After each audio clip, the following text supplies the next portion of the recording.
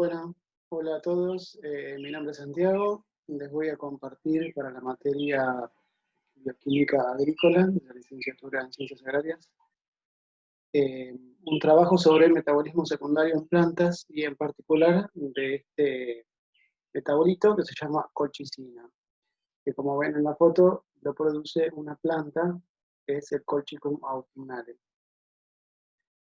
Bueno, para empezar vamos a hablar de alcaloides. ¿Qué son los alcaloides? Bueno, son productos del metabolismo secundario asociados y derivados del metabolismo primario de las plantas que producen los vegetales con diversas funciones, pero no son imprescindibles para su vida, a diferencia de los metabolismos primarios. Hay distintos y diferentes compuestos secundarios, como los terpenoides, los flavonoides y los alcaloides es uno de ellos.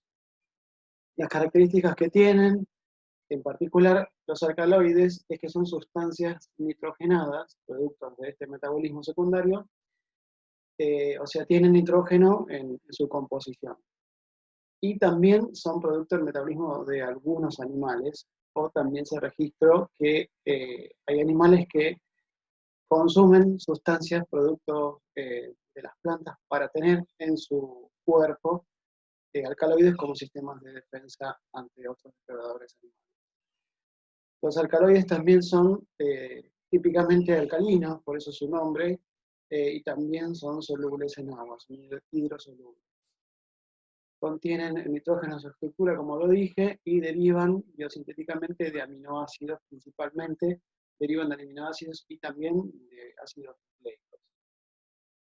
Hasta el momento se han detectado, se han aislado 20.000 alcaloides en las plantas estudiadas, y esto es una parte, o sea, es un estudio que está incompleto y quiere decir que hay una gran abundancia de alcaloides en la naturaleza, muchos aún desconocidos. Y presentan propiedades fisiológicas, toxicológicas, importantes principalmente a nivel del sistema nervioso central, los alcaloides. Bueno, otras características que tienen los alcaloides, por la cual se diferencian en tres grupos, es por su estructura. Como vemos ahí tenemos el primer grupo, los verdaderos alcaloides, son heterocíclicos. Esto quiere decir que tienen ciclos cerrados y también el nitrógeno está dentro de esos ciclos y provienen de aminoácidos. El segundo grupo son los alcaloides no cíclicos, o también llamados protoalcaloides, que también provienen de aminoácidos, pero el nitrógeno no está dentro del heterociclo, sino que está en una cadena lateral, por fuera del heterociclo. Y el último grupo son los pseudoalcaloides, que son iguales a los otros, tienen las características de un alcaloide, pero no tienen origen a partir de un aminoácido. Bueno, acá tenemos ejemplos de los heterocíclicos muy conocidas, la nicotina, la cafeína, de los protoalcaloides, la efedrina, y el alcaloide en estudio que les cuento, que es la colchicina, que es un protoalcaloide. Y otros pseudoalcaloides como la solanina de la papa, por ejemplo. Otras características de los alcaloides es que forman sales según su mayor o menor basicidad, y la solubilidad que presentan también está asociada a la solubilidad que forma la sal que generan. O sea, si la sal es soluble, la sal que forman, el alcaloide seguramente es muy poco soluble y viceversa. Por lo general son incoloros y bueno, pueden estar presentes como en forma libre, como alcaloides, aunque por lo general están como sal o como óxidos de nitrógeno. Otra característica es también que presentan actividad óptica cuando se los refleja con luz polarizada. Bueno, y en particular la colchicina es como un alcaloide, un metabolito secundario del tipo de las fitotoxinas, o sea, es tóxico, producido por la especie Colchicum autumnale, de la que se utilizan principalmente hojas bulbos y también semillas. La colchicina es un alcaloide cuaternario porque se forma con los 4 elementos, nitrógeno, hidrógeno, carbono y oxígeno, y proviene de un subgrupo específico de alcaloides que son los fenetil isoquinoleínicos, o también llamados topolónicos, más fácil, que es un grupo de alcaloides muy poco común y que están presentes, se encuentran en la familia de las liliáceas principalmente, que son monocotiledóneas. Y bueno, recordemos que los eh, compuestos secundarios, los metabolitos secundarios, son más abundantes en angiospermas y principalmente en dicotiledóneas, y menos abundantes en monocotiledóneas y en angiospermas. Y estas en particular están solo en las liliáceas. Bueno, como dije antes, por su estructura, el nitrógeno está fuera de los heterociclos, entonces es un protoalcaloide. Y una característica particular que tiene la colchicina, a diferencia de todos los alcaloides que son básicos alcalinos, es que es más neutra, no es tan alcalina. Bueno, los alcaloides, como dijimos, provienen de los aminoácidos y en particular la colchicina proviene de los derivados de la fenilalanina y la tirosina. Y ahí se clasifican en 3 tipos de alcaloides. Les contaba recién. Sin embargo, hay otros derivados de la ornitina y la lisina. Por ejemplo, la nicotina proviene de la ornitina, otros del triptofano, etcétera, etcétera.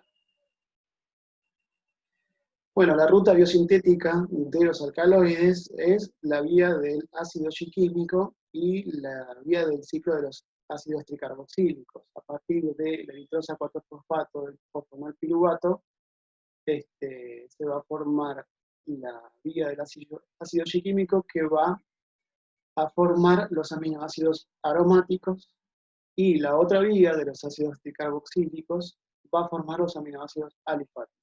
Y de ahí se unen en los productos secundarios nitrogenados, dentro de los cuales están los alcaloides y también hay otros compuestos. Bueno, los alcaloides en cuestión, que provienen del metabolismo de las plantas, como dijimos, a partir de la eritrosa y demás, acá vemos la colchicina, proviene de la fenilanalina, alanina y la tirosina, que están justo acá abajo. Hay otros alcaloides, como les conté recién, el triptofano, etc. Pero estos dos en particular son los que van a dar origen a la colchicina. Bueno, como les contaba, la ruta del ácido shiquímico es que va a formar los aminoácidos y desde ellos compuestos aromáticos más complejos, como los que les contaba, a donde están incluidos los alcaloides, pero están los flavonoides, los fenilpropanoides. Y acá están los principales aminoácidos y los que les contaba, la tirosina y la fenilalanina son los que le dan origen a la colchicina. Bueno, ¿cómo son los alcaloides en humanos? Generan respuestas fisiológicas, psicotrópicas y psicológicas por la actividad que tienen a nivel de neurotransmisores. A dosis altas, digamos que son tóxicos, pero se utilizan como relajantes y agentes terapéuticos para distintos usos, antitusivos, analgésicos, en la industria farmacéutica.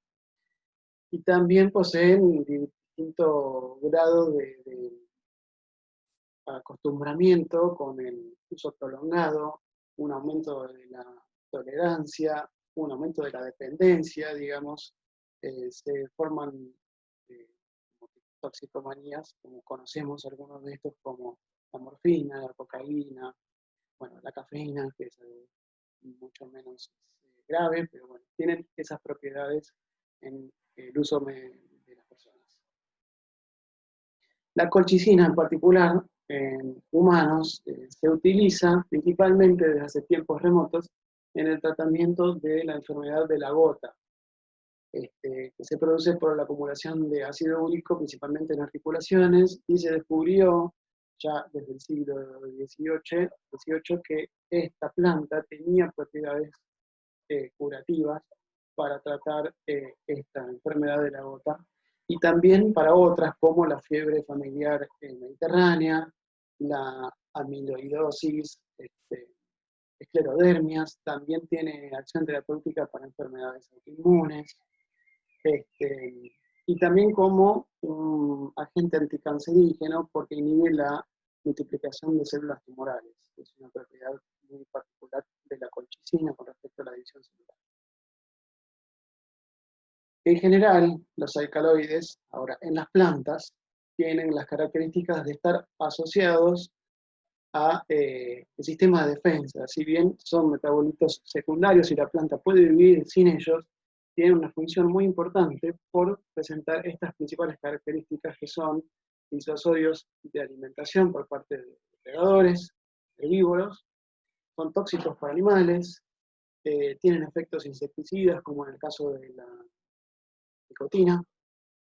Por lo general tienen sabor amargo, o sea que son rechazados cuando un animal los come, y también pueden causar alelopatías en otros vegetales, o sea que es un sistema, funcionan como un sistema de inhibición, o sea, de competencia hacia otras plantas.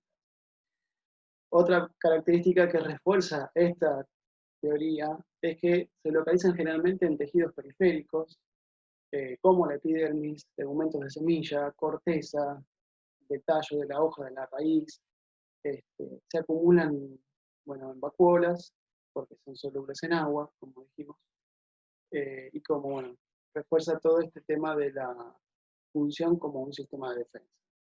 Aunque también pueden servir como un lugar de almacenamiento del nitrógeno que no está metabolizado, digamos que es funcional durante un momento que se necesita, pero después puede ser transportado a otro lugar, a otro uso, a otra función del nitrógeno, ya que como está asociado a ácidos orgánicos, es una forma fácil de transportar para la planta. Y bueno, suelen estar en forma de sales o unidos a ácidos orgánicos y menos como bases líquidas. Las colchicinas, la colchicina o colchicinas en las plantas de asociación con el género Colchicum son las que producen este compuesto, pero también existen otras especies de la familia de las liliáceas que producen colchicina y compuestos muy similares como el colchócido, pero principalmente colchicina, como el Colchicum trifidum, o sea, hay varias especies más de Colchicum, Merendera montana, que es otra especie de la península ibérica, y Gloriosa, que es otro género, también bulbosa, que creo que es de Asia. Estos geófitos tienen, en particular, el Colchicum, que es el principal, y Merendera también, que producen colchicina. Su ciclo vegetativo se da durante otoño, invierno y primavera. O sea, que la planta se encuentra expuesta con hojas tiernas, verdes, en un momento en donde en el ambiente hay menos recursos de alimento para los herbívoros, por lo tanto están expuestas a una mayor depredación, por lo que no es raro que la producción de colchicinas es mayor en las hojas que en el bulbo, y que también esa producción de colchicinas disminuye hacia el verano y otoño cuando la planta finaliza su ciclo vegetativo. O sea, ya no necesita ese sistema de defensa. Y también está asociado a un sistema de reutilización del nitrógeno por migración, ¿no?, cuando termina su ciclo. Y otra característica es que también se ha encontrado una correlación positiva con la presencia de nitrógeno en el suelo y la mayor presencia de colchicinas en la planta. O sea que acá hay factores internos y externos que hacen a lo que es la regulación metabólica de la producción de este metabolito por parte de la planta. Otros usos en la colchicina, por parte de la industria, del humano, algo muy interesante es que producen una detención de la división celular en la fase de metafase y anafase por una inhibición de la formación del uso acromático, que es por donde migran las cromatidas en la división. O sea, acá se rompe, estas fibras no se forman por la acción de la colchicina, entonces impide que estas gametas se reduzcan de diploides a haploides, como normalmente lo harían, pero sí hay una duplicación del material genético. Por lo tanto, se obtienen células con una dotación doble a las que le dio origen, o sea, individuos poliploides. Si la célula original era diploide, entonces, mediante la aplicación de colchicina y luego de la división celular, se van a producir individuos tetraploides, células tetraploides.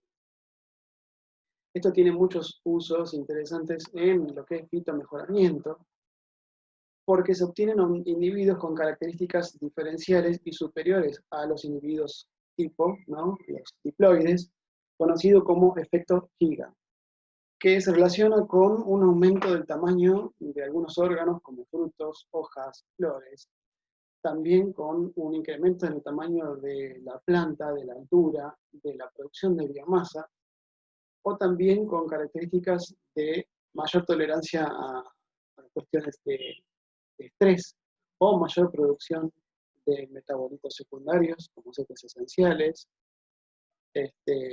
Bueno, acá tenemos, por ejemplo, en aloe vera, el aumento de la producción de biomasa para después de ahí cosechar los productos útiles para la industria cosmética. En vid también se han logrado genotipos poliploides con mayor tamaño de fruto, o sea, uvas más grandes. Acá en frutilla lo mismo, a través del cultivo de plántulas en meristemas en crecimiento, se logran obtener plantas que desarrollan características superiores a las plantas estándar, digamos, o diploides. En flores ornamentales, generalmente se busca un aumento del tamaño de las piezas florales, como vemos acá en clavel, en tulipán, bueno, también en rosa, en otros frutos, etc. Y también la colchicina, el cultivo, la exposición de células meristemáticas a la colchicina en distintas concentraciones y luego el cultivo de esos tejidos, se pueden constituir herramientas para obtener individuos que pueden usarse como herramientas puente para poder hacer cruzamientos entre especies que por cruzamientos tradicionales no serían posibles. También para la obtención de individuos estériles por el cruzamiento de padres con diferentes niveles de ploidía y obtener así descendencia de individuos que, por ejemplo, no forman semillas, como es el caso de la sandía sin semillas, o individuos estériles que no se desean el mejoramiento que generen semillas. Esto también se busca mucho. Y en otros casos también se utilizan para restablecer la fertilidad de híbridos que han perdido esa fertilidad y poder utilizarlos en programas de mejoramiento como parentales. Bueno, la extracción de los alcaloides se puede hacer por extracción tradicional, que existen dos métodos básicos o características, que es colocarlos en medio alcalino con un solvente orgánico, o en un medio ácido con un solvente polar, como alcohol o una solución hidroalcohólica, y luego solución acuosa. Para esto, primeramente, se tienen que hacer el secado del material y una molienda para poder colocar las muestras en los solventes.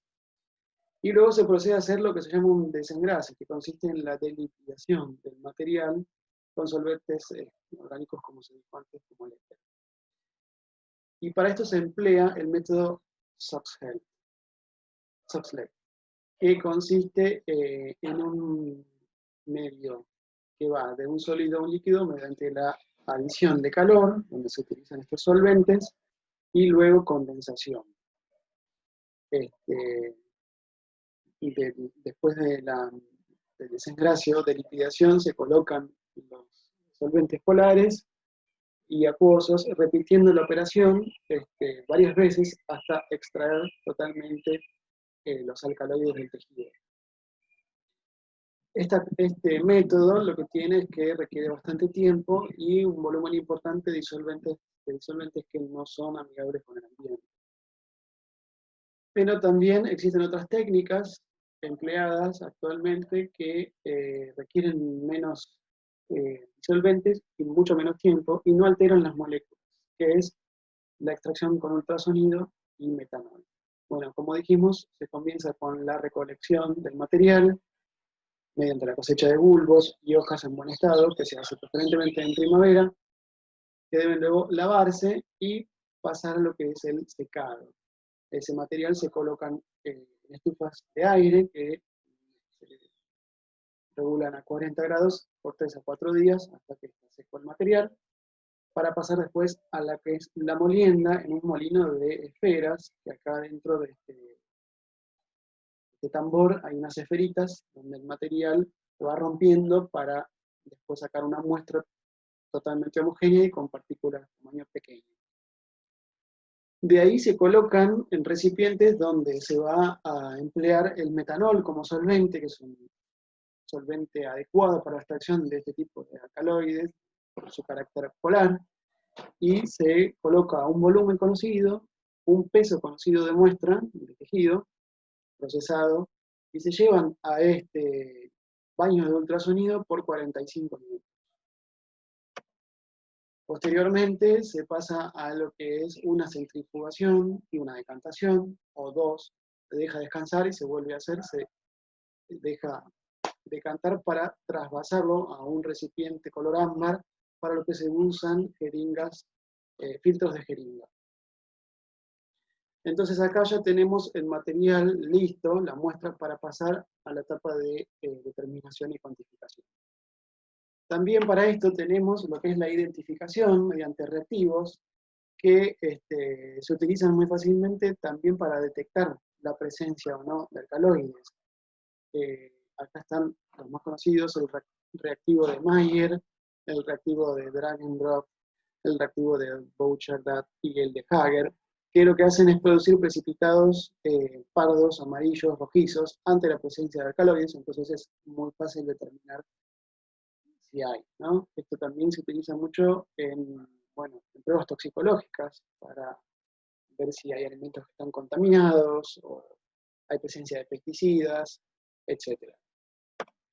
Y después se pasa al proceso de separación de los alcaloides y su determinación y cuantificación, para lo que se utiliza actualmente una técnica que es la cromatografía líquida de alta resolución, líquida porque estamos trabajando con líquidos, si no podría ser una cromatografía gaseosa, y es la determinación que presenta más prestaciones en cuanto a la selectividad y sensibilidad.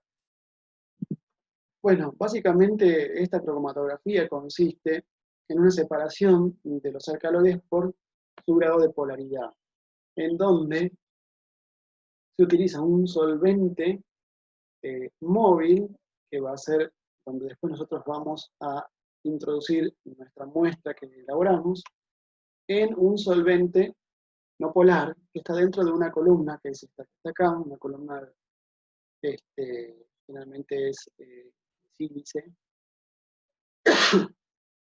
Entonces hay una fase líquida estática, que se llama fase estacionaria, que recibe el paso de una fase móvil por donde se introduce la muestra y se observa y se mide el paso del material. Nosotros colocamos el extracto que preparamos, metanol, la bomba ejerce presión, el solvente comienza a circular por la columna de líquido no polar, de solvente no polar, y se enciende un detector. Entonces, ¿qué pasa?